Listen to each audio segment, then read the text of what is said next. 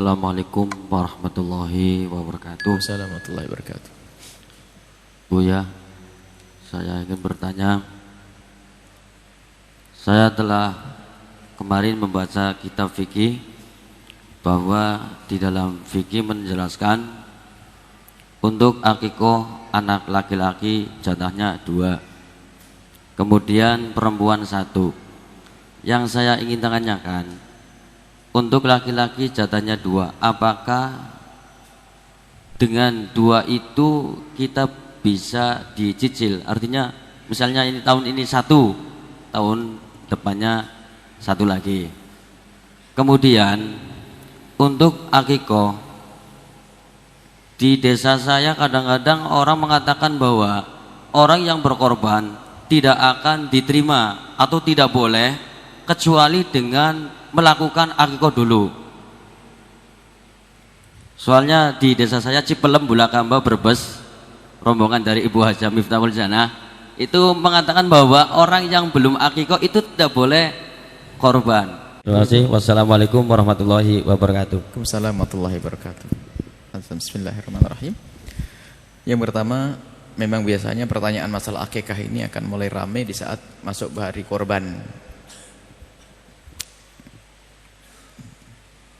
Ini banyak permasalahan. Permasalahan adalah kesalahpahaman fikih. Kesalahpahaman fikih yang pertama adalah orang ngira korban, saya bicara korban dulu. Ngira korban itu seumur hidup sekali. Ini nih kesalahpahaman fikihnya. Sehingga kalau ada Pak Haji diajak korban, oh saya sudah korban kapan? 10 tahun yang lalu. Ini coba di masyarakat. Jadi sering baca, saya belum korban, saya sudah korban, saya belum korban, saya sudah korban. Padahal yang namanya korban itu sunnah. Kapan kita masuk bulan Idul Adha, maka itu disunahkan kita untuk korban. Ya kalau 60 tahun, kalau kita ketemu 60 kali ya 60 kali. Sunnah, tetap sunnah, tetap sunnah, tetap sunnah. Baik. Nah kalau akikah seumur hidup sekali. Haji sekali. Ini makanya korban itu dianggap kayak haji. Makanya sekarang itu kampung di Indonesia itu sedikit penduduknya. Sebab bisa satu dosa itu penduduknya cuman, kalau bisa ketahuan di hari raya penduduknya cuma 46. Dari mana tahunya? Kambingnya cuma 46. Berarti kan kambingnya 46, penduduknya cuma 46. Yang korban cuma 46 orang, yang lain nggak ngerti kalau korban itu sunnah baginya. Dan kalau orang sadar korban ini akan menabung, tidak membeli di waktu mahal, bisa jauh-jauh. Setelah bulan haji buar, beli untuk disembelih tahun depan. Sunnah setiap orang, sunnah ini ya. Setiap tahun. Baik, adapun masalah akikah itu disunnahkan dah. Kapan akikah itu disunnahkan? Dan siapa yang sunnah? Akikah disunnahkan atas orang tua. Jadi orang tua yang punya anak sunnah dia mengakikai anaknya. Bukan saya ngakikai abah ayah saya, bukan saya ngakikai. Jadi hakikah itu pada dasarnya adalah jika seorang bapak dikarunia oleh Allah putra seorang anak, maka sunnah bagi bapak bukan bagi anak. Sunnah bagi bapak untuk mengakikai. Madhab kita jumhur ulama mengatakan sunnah, ada sebagian mengatakan wajib. Nah kapan? Ya kapan anak itu lahir, sunnah untuk diakikai umumnya adalah di hari ke-7 sambil diberi nama. Dan tujuan akikah adalah juga untuk memberitahu orang-orang dan juga sedekah agar anaknya dijaga oleh Allah. Kemudian memberitahu, jangan sampai kaget, loh anak siapa begini kan gitu. Kalau hari ke-7 gak punya duit ya ditunggu hari ke-21. Ya gak punya ya kapan saja, tahun depan deh. Sampai kapan? Sampai anak itu baligh, sudah haid bagi wanitanya, atau keluar mani di usia 9 tahun ke atas, atau seorang laki-laki sudah baligh, sudah keluar mani, maka saat itu orang tua lepas, tidak dituntut dengan yang namanya korban akikah. Sudah berarti sudah kedaluarsa. Seperti sholat duha sunnah bagi ibu. Kapan? Mulai dari terbit matahari sudah meninggi sampai matahari kenceng di atas, sebelum itu. Setelah kelewat ya sudah kelewat. Berarti kesunahannya kelewat sudah. Kesunahannya kelewat. Karena apa? Anakku sudah balik, aku belum sempat ngakikahi dia. Sampai di situ batasnya. Selagi dia belum balik, maka orang tua sunnah untuk mengakikahi. Kemudian pertanyaannya tadi, laki-laki 2 dicicil, ya boleh sajalah.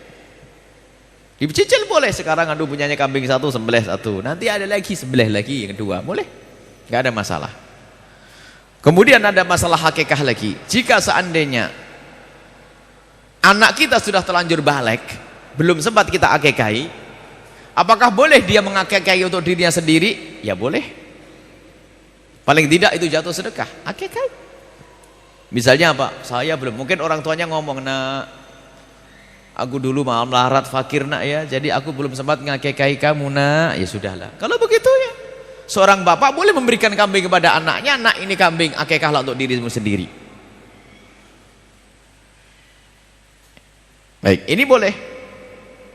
Ataupun dia mencari kambing, saya belum akikah, agar dapatkan sunahan. Biarpun sebagian ulama mengatakan tidak jatuh akikah, tapi yang jelas dengan menyembelih kambing itu seperti sedekah, sudah dapat pahala. Jadi boleh mengakikah dirinya sendiri. Tapi tidak dituntut lagi secara sunnah seperti waktu duha sudah kelewat begitu. Ini adalah masalah akikah, boleh dicicil urusan akikah. Adapun masalah akikah dengan korban, nah ini loh, ada saja masih berulang-ulang nih. Ini pertanyaan ini bukan hayalan, ada di masyarakat pertanyaan. Mana lebih dahulukan akikah atau korban? Akikah atau korban? Misalnya, saya belum diakikahi.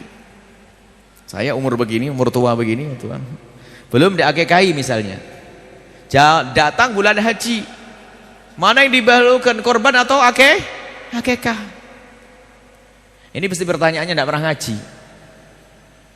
Yang tugas ngakikahi saya itu siapa? Abah saya sudah selesai. Lah korban ya saya korban, ngapain saya ngurus akikah? Nah, ini kadang-kadang pikir ini, belum akikah. Yang tugas ngakikahi saya adalah ayahanda saya.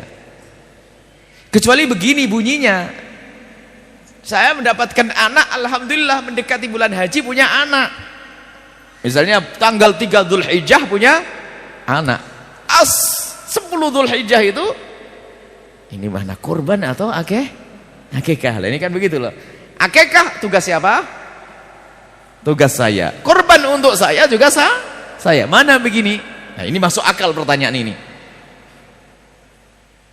Mana yang lebih dahulukan? Ditanya dulu, ente bakal punya duit lagi enggak nanti kalau akikahnya diundur sedikit? Oh punya, ya sudah korban aja sekarang, nanti akikah biar banyak yang disembelih nanti. Sebab kalau dijadikan akikah nggak bisa korban. Tapi kalau akikah tinggal mundur beberapa hari saja, nggak susah sebetulnya. Yang menjadi masalah tuh pertanyaan itu muncul karena orang menganggap korban itu seumur hidup sekali. Itu jadi korban, kalau ada orang belum diakikahi korban adalah sunnah yang dikukuhkan. Adapun akikah bukan tugas saya, tugas abah saya. Kalau abah saya ternyata belum mengakikahi, ya karena tidak mampu. Memang itu dituntut nggak ada. Kalau semua kullu mauludin marhunun bi akikatihi, semua bayi itu akan digadai dengan akikahnya. Kalau tidak diakikahi nggak bisa beri syafaat kepada bapaknya. Loh, bapaknya melarat, nggak punya duit. Masa Islam apa ajaran sekejam itu nih? Ini kan salah fahamnya santri yang ngantuk kerjaannya ngeliwet tok. Belajar yang jangan merepotkan orang sederhana sebenarnya permasalahannya.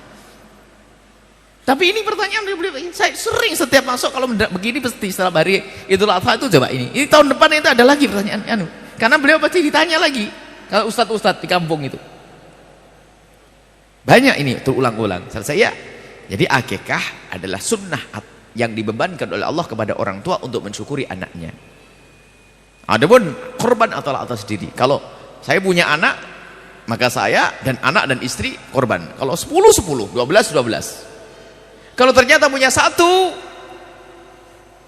kalau punya satu saja, aduh nih satu keluarga cuma punya satu nih, lumayan satu.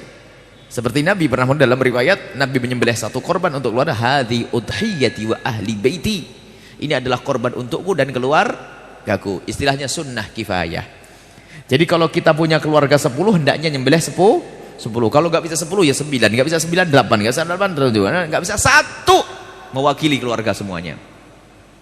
Mewakili keluarga semuanya. Pokoknya jangan sampai nggak nyembelih kambing. Nah, ini. Makanya waktu kita di Arab dulu waktu sekolah, waktu pertama berumah tangga itu, baru sholat hari raya Idul Adha itu ibu tetangga ngomong, nanti tak kirim dagingnya. Oh iya, kebayang di Indonesia dua on kan, ya gitu. Nah gitu. Tak tanya apa, separuh kambing gelebuk. Oh begitu, rupanya setiap rumah itu pasti nyembelih kambing, 1, 2 dan sebagainya. Dikasih separuh kambing, karena kita sudah berumah tangga dikasih separuh kambing. Sebelahnya separuh kambing, bingung. Akhirnya buat maulidan sama anak-anak, sama temen lain. Jadi budaya ini, jadi namanya hari raya besar tuh membesar betul, makan besar, enak daging semuanya. Di Indonesia Masya Allah memang orangnya qanaah, jadi cukup 3 on, 4 on. Sudah begitu ada yang aneh-aneh lagi, dikalengin kasih tahun depan. Sudah sedikit kasih tahun depan, aneh lagi nih.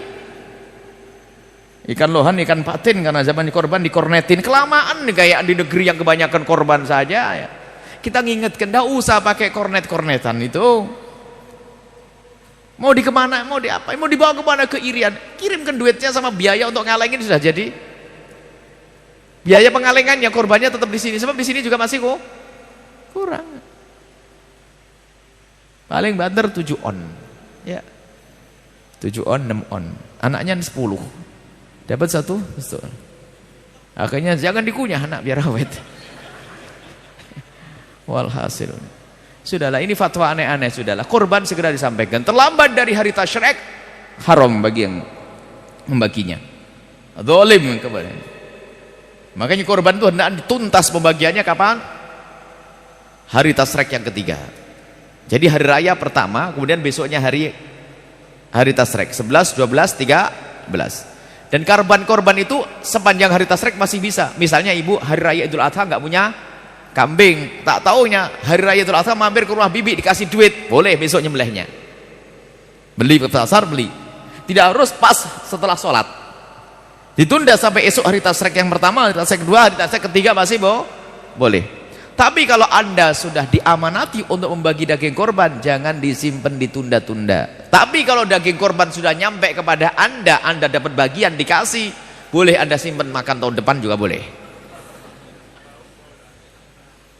Tapi karena sudah dikasihkan kepada Anda.